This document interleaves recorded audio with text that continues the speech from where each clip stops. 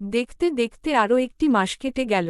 Atiar exam শেষ হয়ে গেছে, 5 দিন হচ্ছে। আতিয়া এখন কলেজে অ্যাডমিশন হওয়ার জন্য বই পড়ছে। মিসেস মোহনা এক গ্লাস দুধ নিয়ে আতিয়ার রুমে আসল। তারপর রুমে ঢুকে আতিয়ার পাশে বসল। আতিয়া বই থেকে চোখ সরিয়ে মিসেস মোহনাকে দেখে মুচকি হাসল। মিসেস মোহনা দুধের গ্লাস আতিয়ার দিকে বাড়িয়ে দিয়ে বলল, দুধটা খেয়ে নে দাদুমনি। আতিয়া দুধের গ্লাস দেখে নাকমুখ কুঁচকে বলল, উম্মু দাদিজান আমি খাবো না দুধ, এইসব আমার সহ্য হই না, এক্ষুনি বমি করে ফেলব, সরাও তাড়াতাড়ি। মিসেস মোহনা ধমকের স্বরে বলল, প্রত্যেক দিন আমার দুধ খাওয়াতে এসে এই বাহানা শুনতে হই কেন? আমি তোকে কোনোদিন ও খেয়ে বমি করতে দেখিনি, তাহলে কেন এত জোর করতে হই তোকে? তাড়াতাড়ি খা। আতিয়া আর পারল না মিসেস মোহনার থেকে দুধের গ্লাস নিয়ে এক নিঃশ্বাসে সব শেষ করে গ্লাসটা মিসেস মোহনার কাছে দিয়ে বলল, বজ্জাত দাদিজান, প্রত্যেক দিন এইভাবে তুমি আমাকে দুধ খাওয়াও? মিসেস মোহনা আতিয়ার কানে হাত দিয়ে হালকা টান দিয়ে বলল, আমি বজ্জাত হুম? আতিয়া কানে হাত দিয়ে বলল, উফ দাদিজান, ব্যথা পাচ্ছি তো, ছাড়ো না। মিসেস মোহনা, আগে এটা বল আমি বজ্জাত? আতিয়া হাসতে হাসতে বলল, এমা তুমি বজ্জাত হবে কেন? তুমি তো আমার সুইট কিউট মিষ্টি দাদিজান, আর তোমাকে বজ্জাত কে বলল শুনি? যে তোমাকে বজ্জাত বলেছে তাকে একদম বিসুম বিসুম করে মেরে দিব, তাই তাড়াতাড়ি নামটা বলো। মিসেস মোহনা এইবার আতিয়ার কান ছেড়ে দিয়ে দুধের গ্লাসটাটি টেবিলে রেখে বলল, নাম বলবো আমি? আতিয়া বেড থেকে নেমে দাঁড়িয়ে বলল, হুম বলো। মিসেস মোহনা, আতিয়া জিন্নাত। আতিয়া, দাদিজান গো, তুমি আমার নাম বললে কেন? আমি কি কিছু করছি নাকি কিছু বলছি? মিসেস মোহনা এইবার আতিয়ার কাছে আসতে আসতে বলল, তবে রে দাঁড়া, দেখাচ্ছি কে কি বলেছে। আতিয়াকে আর পাইকে মিসেস মোহনাকে নিজের দিকে আসতে দেখে সে এক ছুটে রুম থেকে বেরিয়ে গেল। এইদিকে মিসেস মোহনা হাসতে হাসতে আতিয়ার পিছনে আসতে আসতে বলল, আস্তে দৌড় দাদুমনি, পড়ে যাবি তো। আতিয়া দৌড়াতে দৌড়াতে বলল, ধরে দেখাও বজ্জাত দাদিজান। মিসেস মোহনা, আচ্ছা দাঁড়া, ওইখানে আমি আসছি। আতিয়া, আসো আসো। বলতে বলতে আতিয়া দৌড়ে একদম সিঁড়ি বেয়ে নিচে নেমে আসল। আতিয়া সদর দরজার দিকে দৌড়ে যাচ্ছে। এমন সময় কেউ সদর দরজা দিয়ে বাড়ির ভিতরে প্রবেশ করছে। ব্যাস, অ্যাক্সিডেন্ট হয়ে গেল। আতিয়া আর বাড়ির ভিতরে আসা ব্যক্তিটির সাথে আতিয়ার ধাক্কা লাগল, আর দুইজনে দুই পাশে ছিটকে পড়ল। আতিয়া কোমরে হাত দিয়ে বলে উঠল, আল্লাহ গো, আমার কোমরটা ভেঙে গেছে, এখন কি হবে? আমি আর দাঁড়াতে পারবো না, হাঁটতে পারবো না। কোন হাতি যে আমার মতো পিঁপড়া একটা মানুষকে ধাক্কা মেরে ফেলে দিল রে, এখন আমার কি হবে? বলে ন্যাকা কান্না করতে লাগল। এইদিকে মিসেস মোহনা আতিয়ার এমন ন্যাকা কান্নার আওয়াজ শুনে সিঁড়ি বেয়ে তাড়াতাড়ি নেমে আসল। আতিয়াকে মেঝেতে বসে এমন আহাজারি করতে দেখে তাড়াতাড়ি আতিয়ার কাছে আসল। তারপর আতিয়ার হাত ধরে উঠাতে উঠাতে বলল, এইভাবে পড়লি কিভাবে দাদুমনি? আতিয়া, এক হাতি ধাক্কা মেরে ফেলে দিছে আমাকে। মিসেস মোহনা আতিয়াকে নিয়ে সোফায় বসিয়ে বলল, কোন হাতি? আর এইখানে হাতি আসবে কিভাবে? আতিয়া এইবার সদর দরজার দিকে তাকালো। যেই ব্যক্তির সাথে ধাক্কা খেয়েছে সেই ব্যক্তি এখনও দরজার কাছে দাঁড়িয়ে আছে। আতিয়া হাত দিয়ে ব্যক্তিটির দিকে টাক করে মিসেস মোহনাকে বলল, এমন মানুষ রূপী হাতি সব জায়গায় যেতে পারে দাদিজান। মিসেস মোহনা আতিয়ার দেখানো মতো সদর দরজায় তাকিয়ে দেখে একটা ছেলে দাঁড়িয়ে আছে। মিসেস মোহনা ভ্রু কুঁচকে নিল ছেলেটাকে দেখে। তারপর আতিয়ার দিকে ফিরে বলল, তুই এইখানে বসো দাদুমনি, আমি দেখে আসছি ছেলেটাকে। আতিয়া উপর নিচ মাথা ঝাঁকাল। মিসেস মোহনা সদর দরজার কাছে দাঁড়িয়ে থাকা ছেলেটির কাছে গেল। ছেলেটিকে ভালোভাবে খুঁটিয়ে খুঁটিয়ে দেখে নিল। ভালোভাবে দেখতেই মিসেস মোহনা আতকে উঠল। সে কাঁপা কাঁপা কণ্ঠে ছেলেটির উদ্দেশ্য বলল, ক, কে, তু, মি। ছেলেটি নিজের চোখের পানি সম্বরণ করে মিসেস মোহনার কাছে এসে তার দুই হাতে হাত রেখে বলল, তুমি যা ভাবছ দাদি আমি সেটাই। মিসেস মোহনা এইবার তার কাঁপা কাঁপা হাত দুটো ছেলেটির মুখে রেখে কান্না মিশ্রিত কাঁপা কাঁপা কণ্ঠে বলল, অ, রি, স, তুই আমার অরিস? অরিস? মিসেস মোহনার হাতের উপর নিজের হাত রেখে বলল, হুম দাদি, আমি তোমার অরিস। লাল হার্ট। অরিসের বলতে যত দেরি হয়েছে, কিন্তু মিসেস মোহনার অরিসের বুকে ঝাঁপিয়ে পড়তে বেশি সময় লাগেনি। সে অরিসের বুকে ঝাঁপিয়ে পড়ে হাউমাউ করে কান্না করতে করতে বলল, অরিস দাদুভাই, তুই বেঁচে আছিস?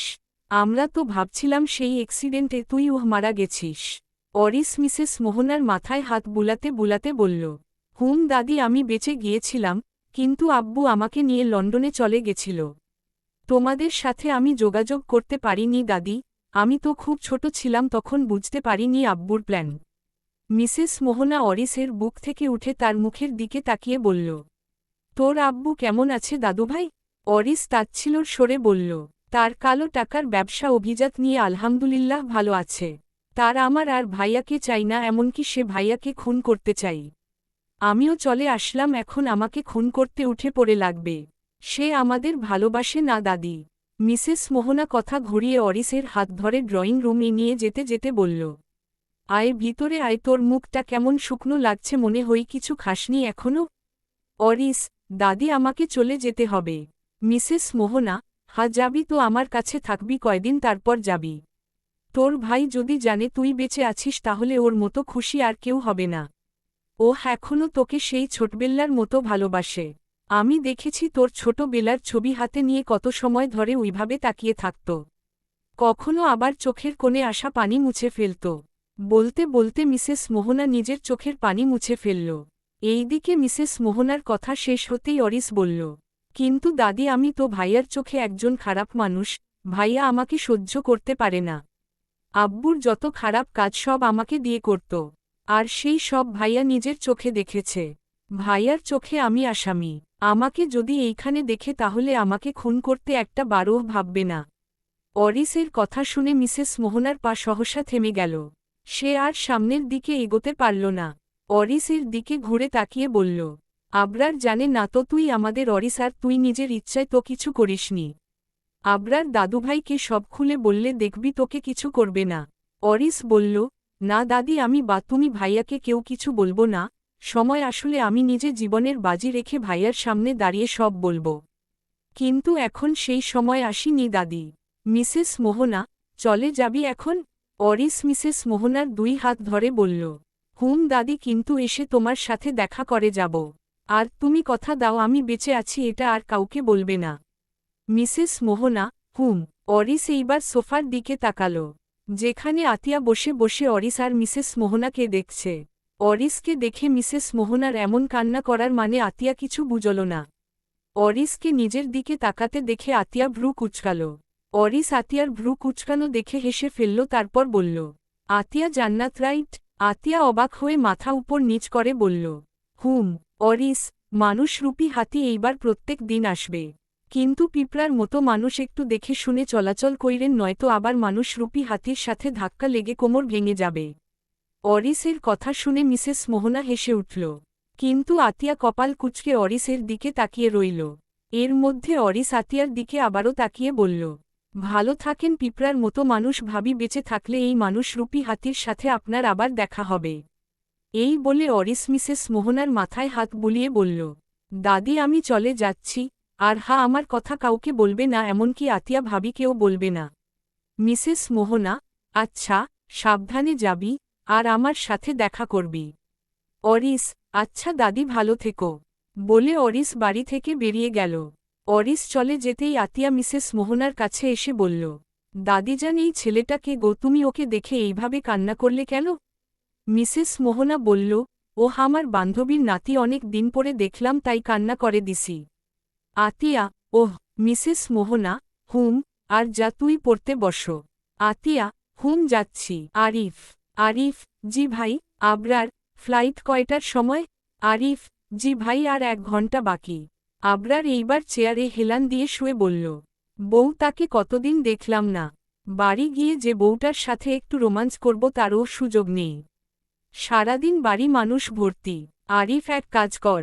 আরিফ তো আবরারের মুখে বউয়ের সাথে রোমান্স করার কথা শুনে অবাক হয়ে যায়, মনে মনে বলে, নিরামিষ ভাই কি তাহলে এইবার আমিষ হয়ে গেল? ভাবির সাথে বিয়ে হয়ে। তারপর আবরারের ডাক পড়তেই বলে উঠল, জি ভাই। আবরার, দাদা আর দাদিকে কোথাও ঘুরতে পাঠিয়ে দে, আর বাড়ির সার্ভেন্টদের 2 দিনের জন্য ছুটি দে। আরিফ এইবার বলল, আর ভাবিকে কোথায় পাঠাবো? আবরার এইবার চোখ খুলে চেয়ারে উঠে বসতে বসতে বলল, সবাইকে বাড়ি থেকে তাড়াচ্ছি, কারণ বউয়ের সাথে এইবার বাসর করব। আর সেখানে তুই আমার বউকে বিদায় করছিস, তাহলে বাসর কার সাথে করব, তোর সাথে? আরিফ 2 দিকে মাথা নাড়াতে নাড়াতে বলল, না না, এটা কিভাবে সম্ভব? ভাবির হক ভাবি পাবে, আর আমার সাথে কিভাবে? কি না না, আমি সবাইকে বাড়ি থেকে বাহির করার ব্যবস্থা করছি ভাই। বলে আরিফ রুম থেকে বেরিয়ে গেল। আর আবরার আবারও চেয়ারে গাটা এলিয়ে চোখ বন্ধ করে শুয়ে রইল। তারপর বিড়বিড় করে বলল, অনেক ছাড় দিয়েছি তোকে, সামনে তোর এসএসসি এক্সাম ছিল তাই কিছু বলতে আর করতে পারিনি, এখন তোর এক্সাম শেষ, তাই আর ছাড় দিতে পারবো না ঘরোয়ালি। মনটা আজকাল শুধু তোকে কাছে পাওয়ার জন্য ভীষণ পীড়া দিচ্ছে, এখন নিজের সাথে না মিশালে হবে না তোকে। তাই রেডি থেকো ঘরোয়ালি, আমি আসছি। দাদিজান ও দাদিজান। মিসেস মোহনা, হুম বল। আতিয়া, কই যাবে তুমি আর দাদাজান এইভাবে ব্যাগ গুচ্ছছ কেন? মিসেস মোহনা, আমি আর তোর দাদাজান ঘুরতে যাচ্ছি। আতিয়া খুশিতে লাফিয়ে উঠে বলল, কই যাচ্ছি দাদিজান আমরা? মিসেস মোহনা ব্যাগ গুছিয়ে আতিয়ার সামনে এসে বলল, কক্সবাজার যাচ্ছি আমরা বেড়াতে, আর এখন আমি আর তোর দাদাজান যাচ্ছি। এটা শুনে আতিয়া বলল, তুমি আর দাদাজান গেলে আমি কোথায় থাকব? এত বড় বাড়িতে আমার ভয় লাগে না বুঝি? মিসেস মোহনা আতিয়ার থুতনিতে হাত রেখে বলল, কে বলেছে তুই একা থাকবি? আবরার দাদুভাই আসছে, রাত হওয়ার আগে চলে আসবে। আমি আর তোর দাদাজান এখন যাচ্ছি, গিয়ে সব ঠিকঠাক করি। আবরার সব ঠিক করে দিয়েছে তবুও। আর কালকে তুই আর আবরার একসঙ্গে আসবি, বুঝতে পেরেছিস দাদুমনি?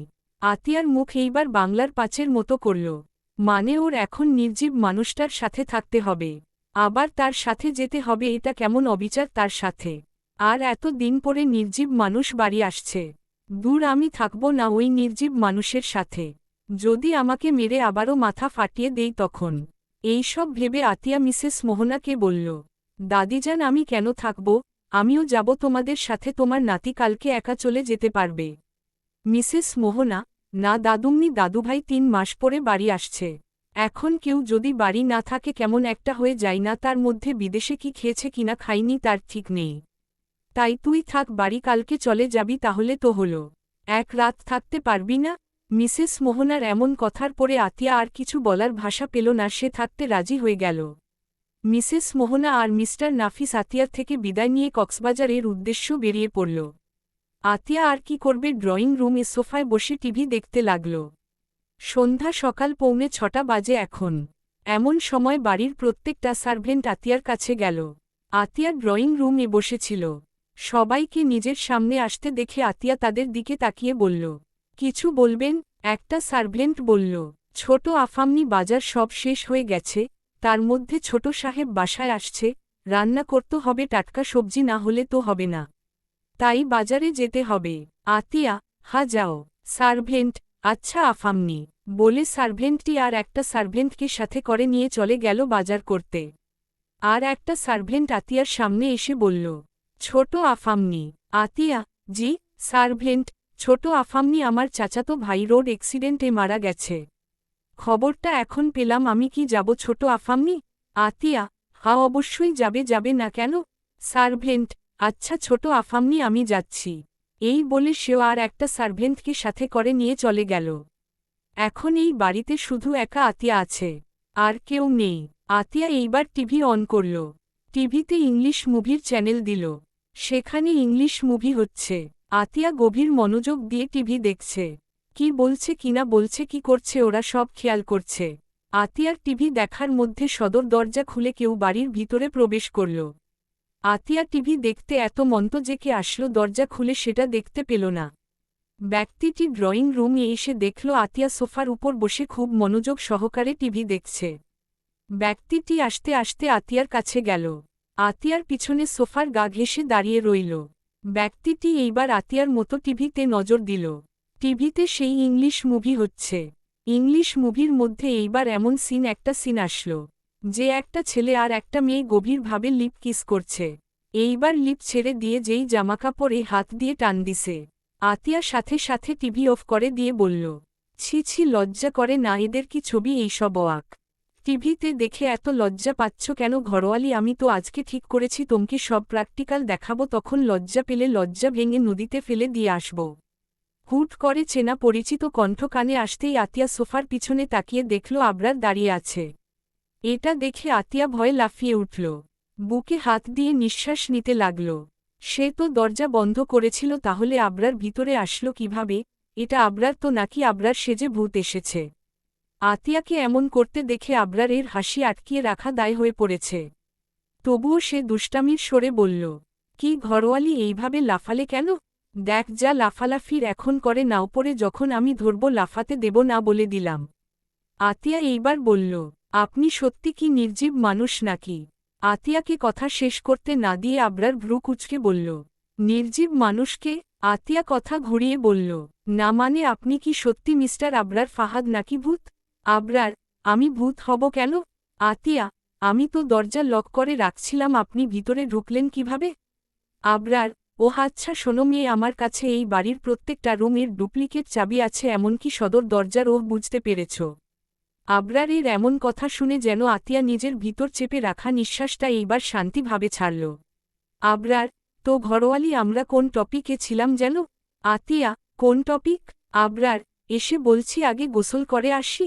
এই বলে আবরার নিজের রুমে চলে যাই। আর আতিয়া বোকার মতো আবরারের যাওয়ার পানে তাকিয়ে আছে। আতিয়া এইবার রান্না ঘরে গেল। মিসেস মোহনা বারবার করে আতিয়াকে বলে গেছে যে আবরার আসলে যেন আগে তাকে খাবার খেতে দেওয়া হই। আতিয়া রান্না ঘরে গিয়ে দেখল ৩-৪ রকম তরকারি রান্না করা আছে। আতিয়া প্রথমে চুলায় নিজের জন্য ১ কাপ কফি বানালো, তারপর একটা একটা করে তরকারি গরম করতে লাগল। শীত চলে গিয়ে গরমের বাতাস বয়ে বেড়াচ্ছে শহর জুড়ে। তাই আতিয়া রান্না ঘরে এসে চুলার পাশে দাঁড়িয়ে তরকারি গরম করায় ঘেমে একদম গোসল করার উপায়। সব তরকারি গরম করার শেষ, আর একটা বাকি আছে। আতিয়া সেই তরকারি এখন গরম করছে। এমন সময় আবরার ফ্রেশ হয়ে পরিপাটি হয়ে নিচে নেমে আসল। অতিয়াকে এইদিক ওইদিকে তাকিয়ে খুঁজল কিন্তু পেল না। রান্নাঘর থেকে থালা বাসনের আওয়াজ আসতেই আবরার রান্নাঘরের দিকে গেল। আবরার রান্নাঘরের দিকে গিয়ে দেখল আতিয়া চুল খোপা করে রাখছে, উড়োনাটা ২ পাশে নিয়ে রাখছে। আতিয়া এইবার তরকারিগুলো পাত্রে ঢালছে, যার দরুন সে এইদিকে একবার ওইদিকে ঘুরছে। অতিয়াকে নিজের দিকে ঘুরতে দেখে আবরার কন্ট্রোল লেস হয়ে গেল। সেই নিজেকে আর রাখতে পারল না ধরে। ১৭ বছর এক মেয়ের কাছে তার ২৮ বছর জীবনে গড়ে রাখা রেকর্ড আজ ভাঙতে ইচ্ছা করছে। নিজেকে আর আটকাতে পারছে না। আর আতিয়ার এই রূপ আবরারকে আরও কাছে টানছে। আতিয়া রান্না করাই ঘেমে গিয়েছে। তাই তার কপাল বেয়ে বেয়ে ঘাম পড়ছে, যেটা ওর ঠোঁটে এসে থামছে। ঘামের কারণে আতিয়ার জামাও ভিজে গেছে। জামা পাতলা হওয়ায় সব বোঝা যাচ্ছে। আবরার এইবার আস্তে আস্তে আতিয়ার কাছে গেল। আতিয়া এইবার তরকারি রেখে পিছনে ঘুরতেই আবরারের শক্তপোক্ত বুকে বাড়ি খাই। আতিয়া কপালে হাত ঘষতে ঘষতে আবরারের দিকে তাকিয়ে বলল, এইভাবে খাম্বার মতো দাঁড়িয়ে আছেন কেন? আবরার ঘোর লাগা কণ্ঠে বলল, নেশা লেগে গেছে। আতিয়া ভ্রু কুঁচকে বলল, আপনি আবারও নেশা করেছেন? আবরার, হুম করব এইবার এখন। আতিয়া, অতিয়াকে কথা বলতে না দিয়ে আবরার আতিয়ার ঠোঁটের উপরে হামলে পড়ে। আবরার আতিয়ার ঠোঁট চুষতে থাকে যেন কত বছর তৃষ্ণা, তাই সেই তৃষ্ণা এখন আতিয়ার ঠোঁট থেকে মেটাচ্ছে। আতিয়ার দম বন্ধ হয়ে যাচ্ছে, সে ছাড়া পাওয়ার জন্য ছোটাছুটি করছে, কিন্তু আবরার ওকে শক্ত করে চেপে ধরছে।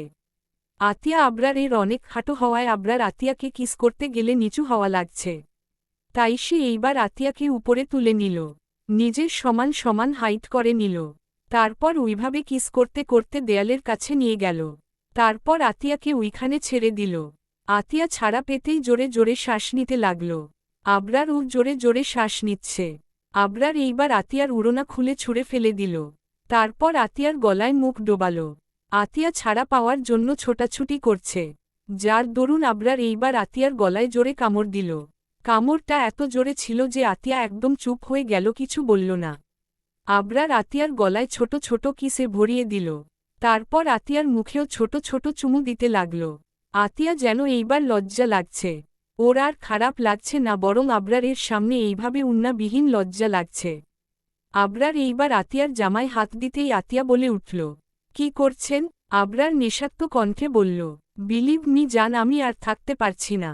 আমাকে তোর সাথে মিশে যেতে দে। আমি তোর দহনে পুড়ছি। আবরারের নেশাক্ত কণ্ঠ শুনে আতিয়া আর কিছু বলতে পারল না। আতিয়ার নীরবতা আবরার সম্মতির লক্ষণ ধরল।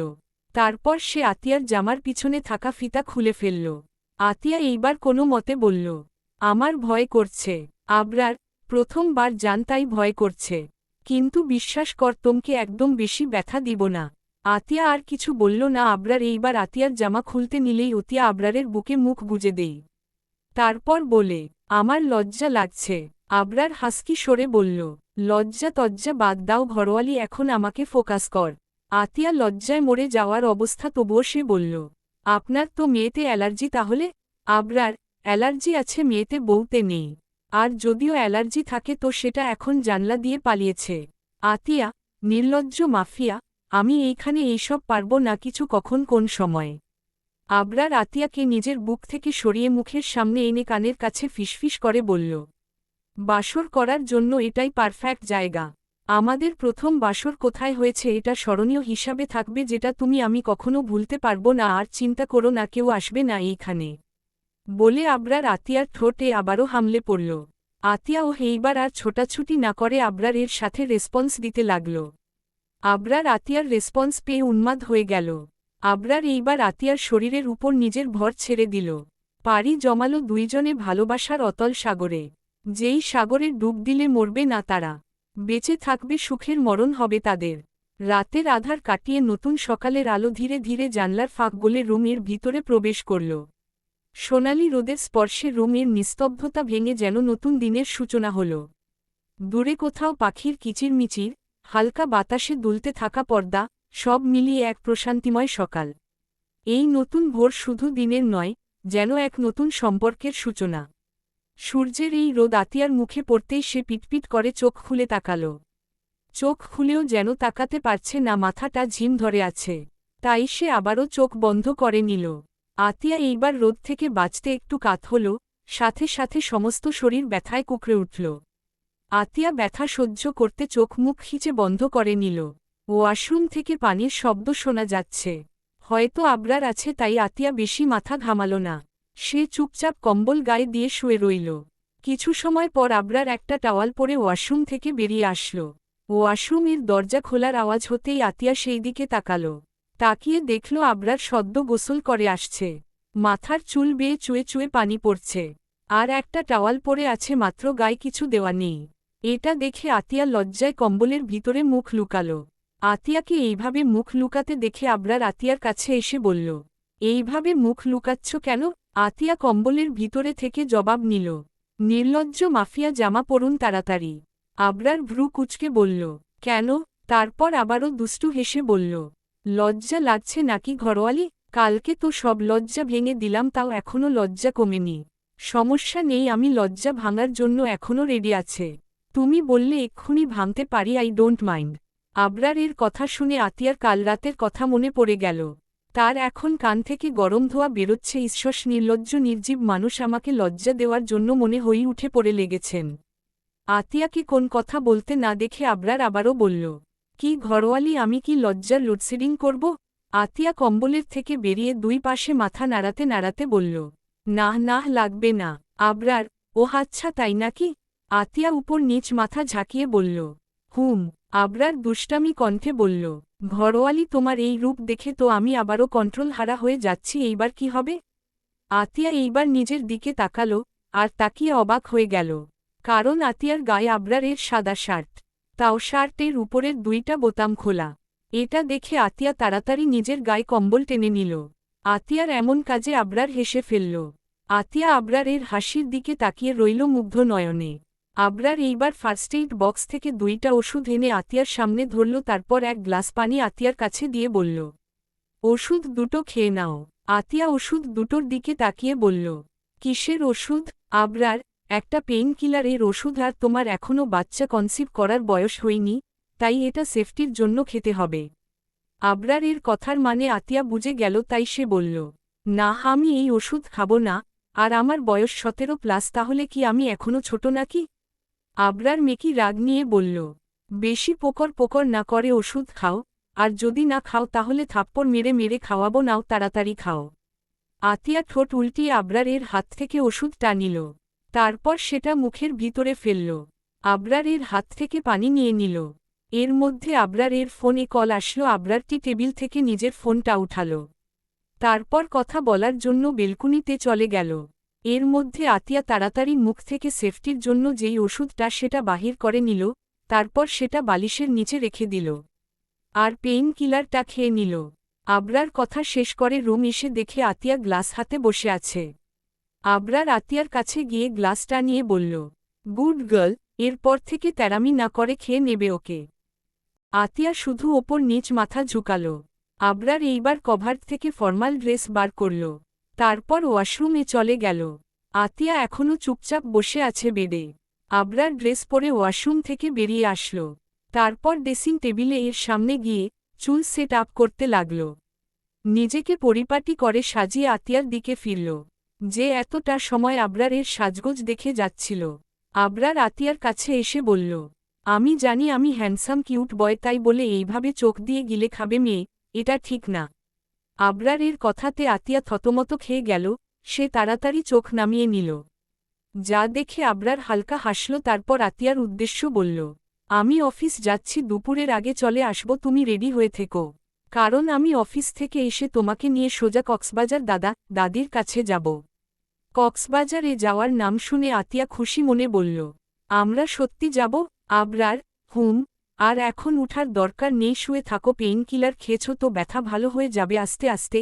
আর আমি সার্ভেন্টদের দিয়ে উপরে খাবার পাঠিয়ে দিচ্ছি, খেয়ে নেবে। আতিয়া শুধু ছোট করে বলল, আচ্ছা। আবরার এইবার বাড়ি থেকে বেরিয়ে গেল অফিসের উদ্দেশ্য। আর আতিয়া আবরারের কথা মতো বেডে শুয়ে রইল। টিল টিল টিল টিল। Hi miss Fariha. ফারিহা আতিয়াদের বাসার উদ্দেশ্য যাচ্ছিল। অনেক দিন দেখা হয়নি, গল্প করা হয়নি, হাজারো কথা জমে আছে। ফারিহা মাথা নিচ রেখে রাস্তা দিয়ে হেঁটে যাচ্ছিল। এমন সময় অতিপরিচিত কোনো কণ্ঠস্বর শুনে ফারিহার পা থেমে যায়। তারপর সে পিছনে তাকিয়ে দেখে রাকিব দাঁড়িয়ে আছে। ফারিহা সৌজন্যমূলক হাসি উপহার দিয়ে বলল, HLW রাকিব ভাই, কেমন আছেন? রাকিব, যাক তাহলে চিনতে পেরেছ। ফারিহা, আপনাকে চিনতে পারবো না কেন? এই অধম যতদিন বেঁচে থাকবে ততদিন আপনাকে মনে রাখবে। দাড়ি। রাকিব, আচ্ছা তাই নাকি? ফারিহা, হুম। রাকিব, কোথায় যাচ্ছিলেন? ফারিহা, আতিয়ার কাছে যাচ্ছি। অনেক দিন দেখা হয়নি, কথা বলা হয়নি, হাজারো কথা জমা পড়েছে তো তাই। রাকিব, ভাবি তো বাসায় নেই। ফারিহা রাকিবের দিকে ভ্রু কুঁচকে তাকিয়ে বলল, নেই মানে কোথায় গেছে? রাকিব, আবরার আর ভাবি কক্সবাজার গেছে বেড়াতে। ফারিহা, ওহ আচ্ছা। রাকিব, হুম। মিস ফারিহা, আপনি এখন কোথাও যাবেন? ফারিহা, বাসায় যাব। রাকিব, কিছু মনে না করলে এই বিকালটা আমরা পার্কে গিয়ে ঘুরতে পারি, যাবেন? রাকিবের মুখে ঘুরতে যাওয়ার অফারে ফারিহার মন খুশিতে নেচে বেড়াচ্ছে। এখানে যদি রাকিব না থাকত তাহলে হয়তো এই রাস্তার মাঝখানে নাচ করত। নিজের খুশি সম্বরণ করে বলল, হুম যাব। রাকিব, চলেন। এই বলে ওরা দুইজনে একটা রিকশা ভাড়া করে পার্কের উদ্দেশ্য গেল। দুপুর বাজে এখন রাত 1:45। আতিয়া রেডি হয়ে বসে আছে। আবরার ওকে রেডি থাকতে বলেছিল, তাই রেডি হয়ে বসে আছে, কিন্তু আবরারের এখনও আসার নাম গন্ধ নেই। আতিয়া নেভি ব্লু রঙে নিজেকে সাজিয়েছে। তার কানে গলায় হাতে এমনকি জামা ও নেভি ব্লু। আতিয়া নিজের চুল ছেড়ে রেখে দিয়েছে। আতিয়া ড্রয়িং রুমের সোফায় বসে টিভিতে কার্টুন দেখছিল। এমন সময় হন্তদন্ত পায়ে হাঁটতে হাঁটতে আবরার সদর দরজা দিয়ে ভিতরে প্রবেশ করল। তারপর সিঁড়ি বেয়ে নিজের রুমের উদ্দেশ্য চলে গেল। আর আতিয়া শুধু দেখে গেল। 20 মিনিট পরে আবরার নিচে নেমে আসল। আবরার শাওয়ার নিয়েছে এখন, তাই ওর চুল বেয়ে পানি পড়ছে। এটা দেখে আতিয়া বিড়বিড় করে বলল, মাফিয়া বলে কি দিনে 3-4 বার গোসল করা লাগবে? আল্লাহ, এখনও শীত কমেনি আর এই মাফিয়া সকাল থেকে এই নিয়ে 3 বার গোসল করা শেষ। আমি হলে তো এত সময় ইন্নালিল্লাহি হয়ে যাইতাম। আবরার আতিয়ার কাছে এসে বলল, চলো। আতিয়া সোফা থেকে উঠে আবরারের পিছন পিছন গেল। আবরার এখনও আতিয়াকে দেখে নি, ওইভাবে ফোন স্ক্রুল করছে। আবরার গিয়ে নিজের গাড়িতে বসল। আজকে আরিফ ড্রাইভ করবে, তাই আবরার পিছনের সিটে বসল। আতিয়া ওর পিছনে আবরারের সাথে বসল। ওরা বসতেই গাড়ি কক্সবাজারের উদ্দেশ্য রওনা হল।